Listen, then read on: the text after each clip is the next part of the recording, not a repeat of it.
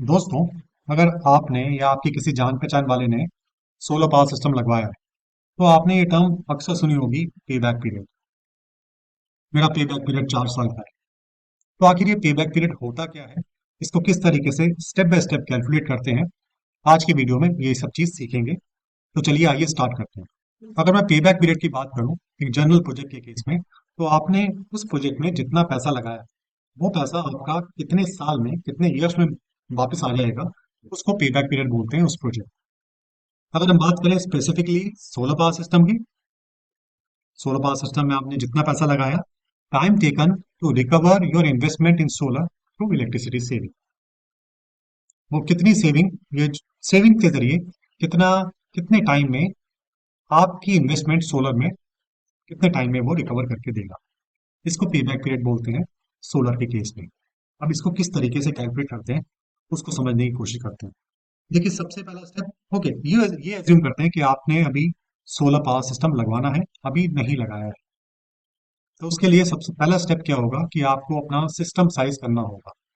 और उस system size के लिए सबसे पहला स्टेप ये है कि आपको आपके पूरे साल की बिजली की कंजम्पशन कितनी है, घर में जो इलेक्ट्रिसिटी, आपका घर कितनी इलेक्ट्रिसिटी कंज्यूम कर रहा है पूरे 12 महीने में, वो आपको पता लगाना है।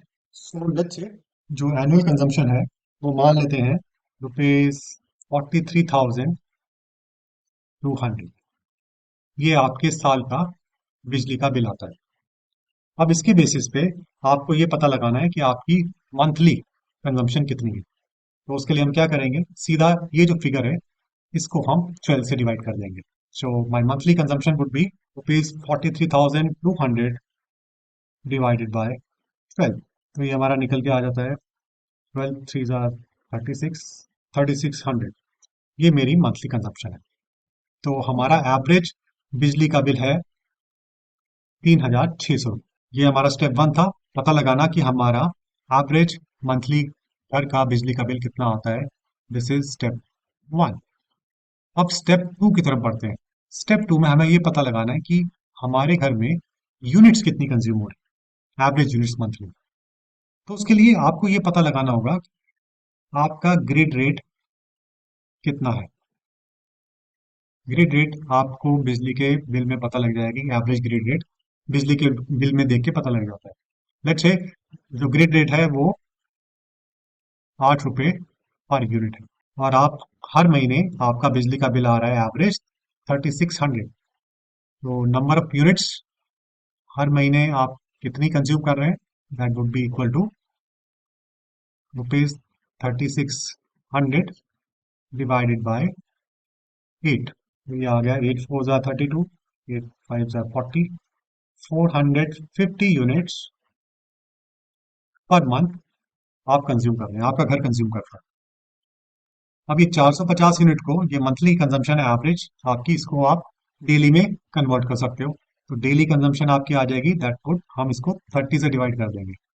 Daily consumption would be, consumption ऐसे लिख देते हैं, would be 450 divided by 30।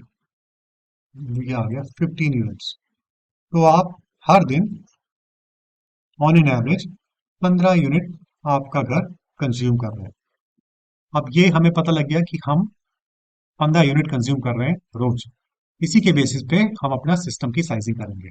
So step one is clear, हमें पता लगाना है कि हमारी मंथली की एवरेज कंजम्पशन कितनी है, और दूसरा ये पता लगाना है कि हमारी daily in terms of unit हमारा घर कितना कंज्यूम करता है।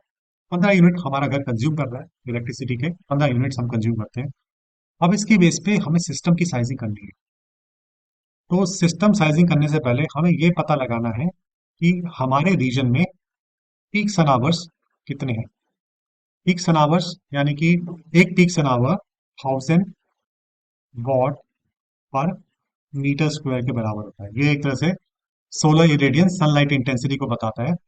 जितने ज्यादा पीक सन आवर्स होंगे उतना अच्छा सोलर का रिस्पॉन्स रहेगा, आपको कम सोलर पैनल्स लगाने पड़ेंगे अपनी एनर्जी नीड्स को पूरा करने के लिए। तो अगर हम बात करें दिल्ली की या पूरे इंडिया की, तो इंडिया में काफी अच्छी जो सनलाइट इंटेंसिटी है, काफी अच्छी मानी जाती है। तो लेट्स से जहाँ पे आप रहते हो वहाँ पे पीक सन आवर्स हैं, दिन के एवरेज पीक सन आवर्स है 5 मान लेते हैं।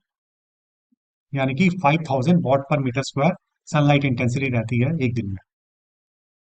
अब ये पीक्स एंड आवर्स आपको कैसे पता लगाना है, या तो मेरे पास मेरी जो टूल है मेरा सोलर स्नैप, वो आप डाउनलोड कर सकते हो। मैं उसका लिंक डिस्क्रिप्शन में दे दूंगा और पिन कमेंट में भी दे दूंगा। उसको डाउनलोड करके आप पता लगा सकते हो कि आपके रीजन में पीक्स एंड आवर्स कितने हैं, और ग्रिड आपकी मंथली सेविंग्स क्या होंगी, आपकी इलेक्ट्रिसिटी बिल के बेसिस पे आपका सिस्टम साइज क्या होगा। तो बहुत अच्छा टूल है, इसको आप डाउनलोड कर सकते हो। खैर आगे बढ़ते हैं। अब हमें पता लग गया कि हमारे रीजन में पीक्स एंड आवर्स 5 है। तो इसके बेस पे हम पता लगा सकते हैं कि हमारा सिस्टम साइज क्या होगा, कितने साइज का हमें सोलर पैनल लगाना होगा।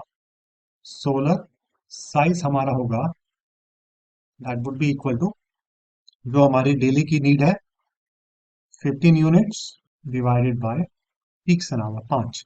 तो ये आ गया हमारा 3 किलोवाट का सिस्टम।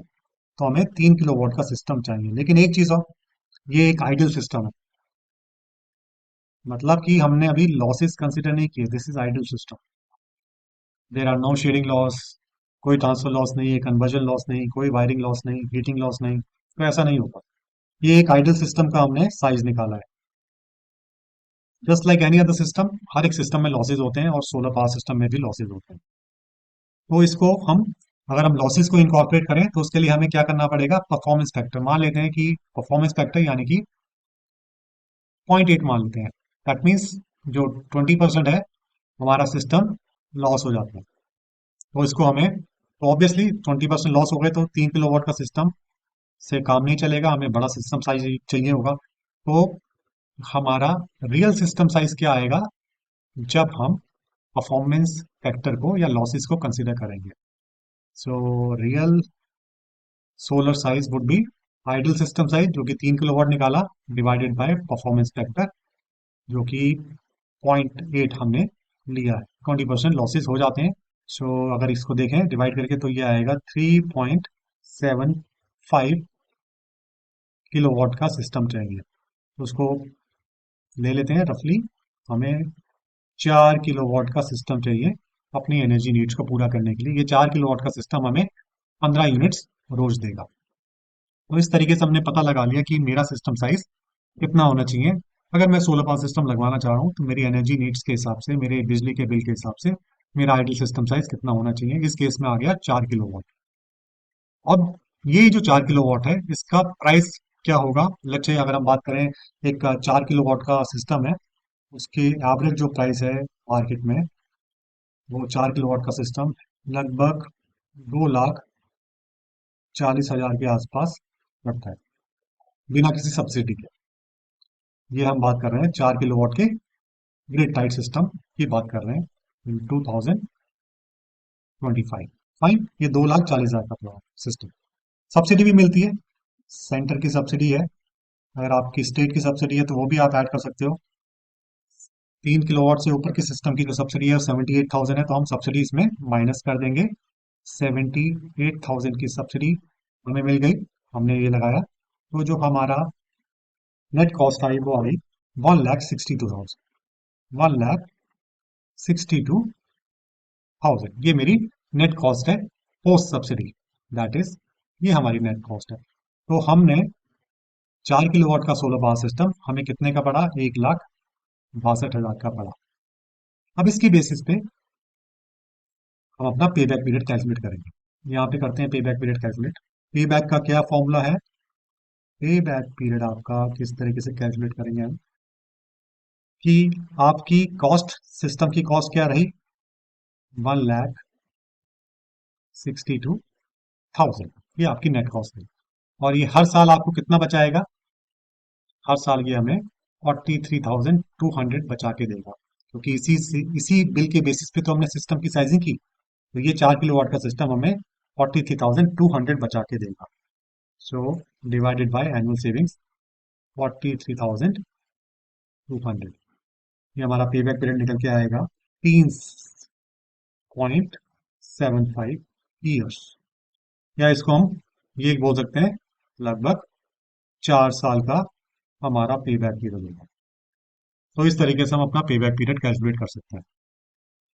अगर आपको भी जानना है कि आपके रीजन में कितनी सनलाइट इंटेंसिटी है और आपका एनर्जी बिल उसमें एंटर करोगे, ग्रिड रेट को एंटर करोगे, तो आपको पता लग जाएगा कि आपको क्या आइडल सिस्टम साइज चाहिए होगा आपको, और आपको कितनी सेविंग वो करके देगा। ये सब चीज़ें मेरे जो टूल है सोलर स्नैप उसमें आपको मिल जाएगा। मैं लिंक डिस्क्रिप्शन बॉक्स में दे दूंगा, पिन कमेंट में भी दे दूंगा। इसको आप डाउनलोड करो और पता लगाओ कि आपका आइडल सिस्टम साइज क्या होगा, आपकी एनुअल सेविंग क्या होगी, और उसके बेस पे आप खुद पता लगाओ कि आपका पे बैक पीरियड कितना होने वाला है। सो आई होप ये वीडियो आपको समझ आया होगा। Thank you very much. I see in the next video. Till then good bye. Thank you very much. Have a nice